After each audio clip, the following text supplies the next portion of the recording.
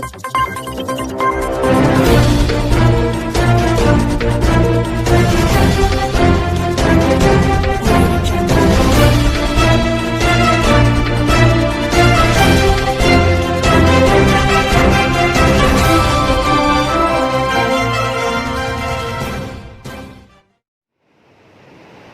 तो जो आपने कहा ना कि इसमें कोई शक नहीं है कि हम हिंदुस्तान की आइन को नहीं मानते और 370 उसी में शामिल है, लेकिन बुनियादी उसमें 35A है।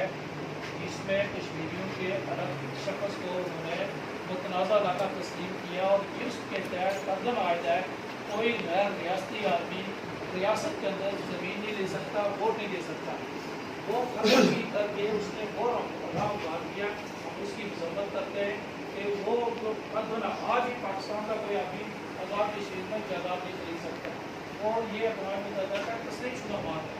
इसलिए तो एक तो उस बुनियाद पर हम उसकी वो फिर जो उन्होंने ये इक़दाम किया कि उन्होंने कहा कि ये हमारे वफाक का हिस्सा है, तो उसकी किसकी मजम्मत करते हैं? कश्मीर उनका कभी हिस्सा ना था। डोगरा के साथ जो जाली साहब उनका इलाक़ था वो भी ख़त्म हो चुका है, उसकी दस्तावेज ही कहीं नहीं है, जबकि इस रियासत के लोग सारे के सारे पाकिस्तान के साथ इलाक़ चाहते हैं। और फिर अगर रियासत के लोग मुतमईन हैं तो 70 साल से लड़ाई क्यों लड़ रहे हैं? इसीलिए लड़ रहे हैं कि वो हिंदुस्तान के साथ नहीं रहना चाहते। गोया इन पर एक और यलगार की गई है 1947 के बाद। एक तो इसकी ये बात है।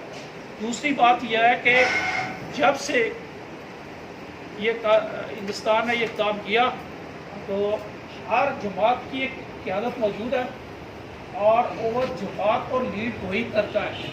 तो हमारी जमात के जो सदर हैं माशाल्लाह वज़ीर-ए-आज़म आज़ाद कश्मीर है, तो मेरा ख्याल है हर रोज़ की एक्टिविटीज़ में आपको वही नुमाया नज़र आते हैं। और मुझे आज ये नहीं कहना चाहिए था, लेकिन जो जहाज़ के बड़े ठेकेदार थे वो मुझे कहीं प्रेस में कई एक्टिविटीज़ में नज़र नहीं आए।